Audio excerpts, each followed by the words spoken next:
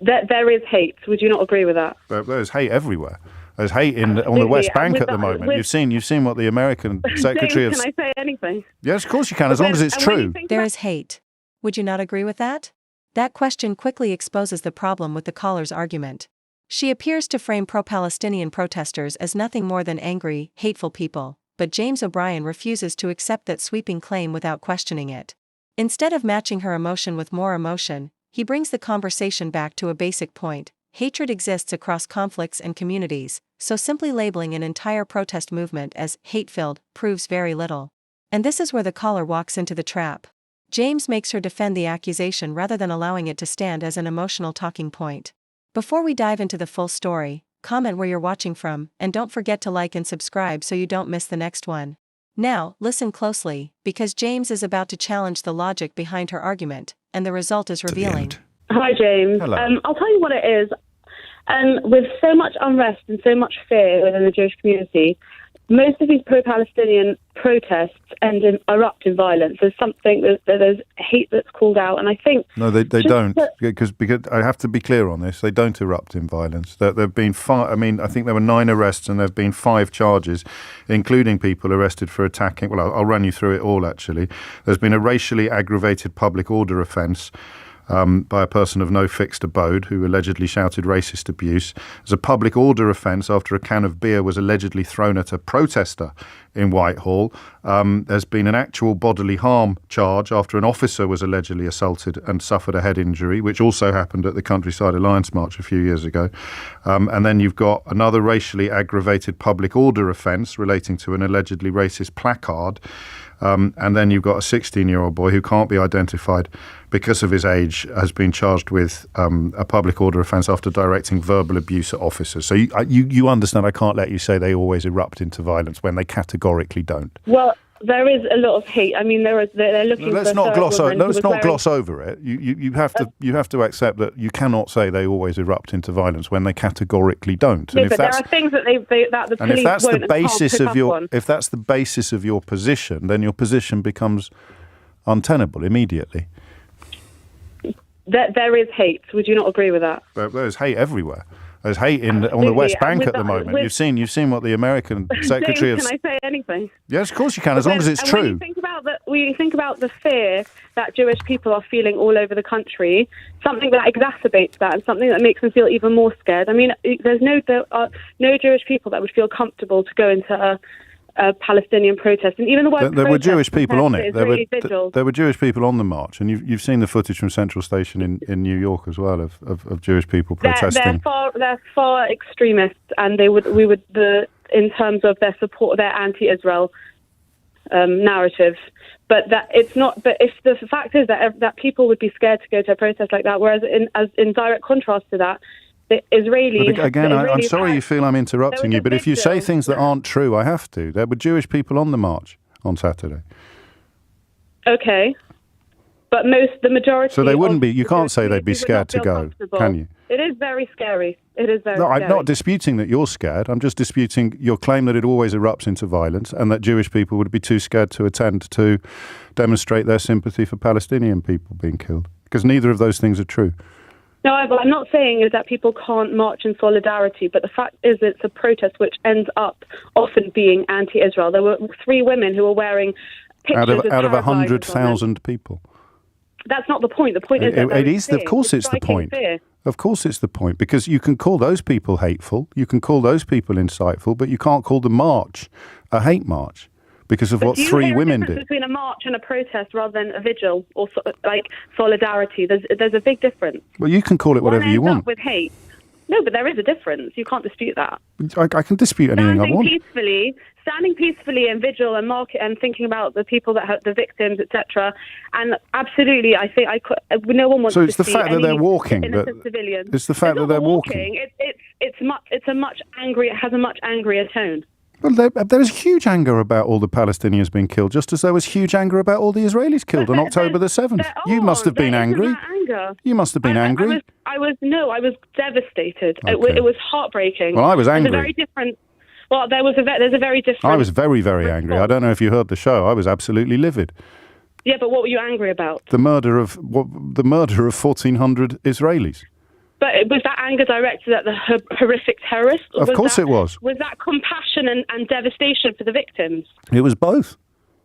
Unthinkable, unjustifiable, intolerable were the words that I used to describe what Hamas had done. Heartbreaking, utterly, utterly devastating were the words that I used to describe the victims. So why can't people be angry? Why can't people be angry about Palestinians being killed as well?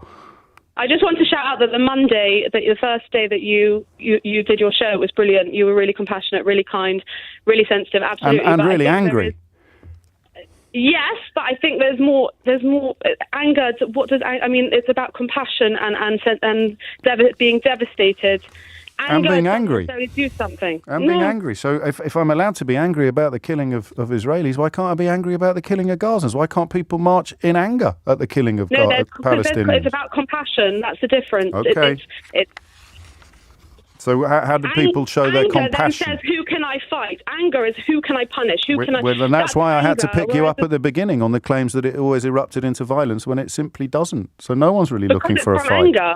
No one's looking for a fight. I don't mean violence I mean violence as in anger, and that leads on to who can I blame? You can't, unfortunately. Suella Braverman might want to outlaw anger, but even she would struggle to pull that one off, Anna. You can't tell people what they can and can't be angry about any more than I would dream of telling you. Absolutely, but we can have expectations. Go on. The anger then channels into anti-Israel. Well, that is what happens. And then it becomes problematic. But until it does, it isn't. But and when you say anti-Israel, you could say anti-Israeli army, anti-Likud. But that's not true. Well, I don't know that you can read the minds of everybody. Very interesting. I don't know if you've looked at the works of the late Rabbi Lord Jonathan Sachs. I'm familiar with some of his work, yes. He has an incredible video that he's explaining how sometimes actually anti-Zionism is the new anti-Semitism. How it's changed over from the Middle Ages. You're going a little bit off message now because what we're talking. Saying that it's not anti-Israel. It's also anti-Semitic. I'm not. I'm saying you can't read anybody's mind. There are plenty of people in Israel who've got huge problems with what is going on. Are they anti-Semitic? And that's what I believe Suella Braverman. Are they anti-Semitic? No, people can have issues with the policies. People can be angry about policies, and they can be Jewish, and they can be angry with Israeli policies, but you wouldn't dream of calling them anti-Semitic. But I haven't heard any pro-Palestinian march that's come out to condemn Hamas. Well, how much attention have you been paying? How many of them have you spoken to? Plenty. Really? Yeah, it's very interesting having conversations. But you were too frightened to attend. An excuse. You were too frightened to attend. But I would never go to a protest. So when did you talk to them? Other people. So when did you talk to them? I've spoken to individuals. Yeah, when? With their opinions. When? Over the last couple of weeks. How? And there's always an excuse. But how have you spoken to these? How have you spoken? No, of course you can't. Not if you're going to come on my radio and say things that aren't true. But it is true. Well, of course it isn't. Every single Ariana Grande concert. Well, I don't want to imagine that. I'm talking about marches. Stop it. I feel bad for the people that were killed, but you're making stuff up again. Very, very frustrated. You're making stuff up again. No, I'm not. That's the exact same parallel. You're having an imaginary conversation about a completely different atrocity. No, but what I'm saying to you is the fact is that there needs to be condemnation. Just before you go, where is your expression? I know you would avail yourself of this opportunity, your compassion for the people being killed in Gaza now. Absolutely. I said that straight away. I said that earlier on. I said, I do not want to see any innocent civilians, and it's horrific, and it's heartbreaking, and I read an article. So would you call for it to end then? I would call for Israel to do whatever it can to But you can't have it both ways, can you? It's called self-defense. Okay, well, that's not called compassion then. And they've notified that's fine. all the residents to move. We got there in the end. It is compassion. Of course there is compassion. Well, no, because the people marching are calling for a ceasefire, and you're calling for it to continue while complaining that other people aren't being compassionate. So the people calling for the killing to end are the angry ones who are causing fear, and you calling for it to continue are the compassionate one. Do you see where you've ended up, Anna? No, but Israel you probably don't, do you? So what we just witnessed wasn't simply a host winning an argument. It was a clear clash between an emotional narrative and the reality of what was actually being discussed. The caller's position was driven heavily by fear, anger, and perceptions of hatred. But James O'Brien took a different approach. Rather than responding emotionally, he kept returning to the substance of the argument and asking questions that exposed the contradictions within it. And that's what makes this exchange so revealing. It's easy to describe yourself as compassionate. It's much harder to apply that compassion consistently when discussing people caught in a devastating conflict. The protesters she described as hateful were calling for an end to the violence. Meanwhile, her own argument appeared to support continued military action in the name of self-defense. That creates an obvious moral tension. James' final questions therefore weren't simply a clever gotcha. They forced the conversation back to a fundamental principle: compassion isn't just about what we say we feel. It's also about what outcomes we're willing to accept. Because ultimately, there is a difference between wanting to feel compassionate and actually demanding actions that reduce suffering.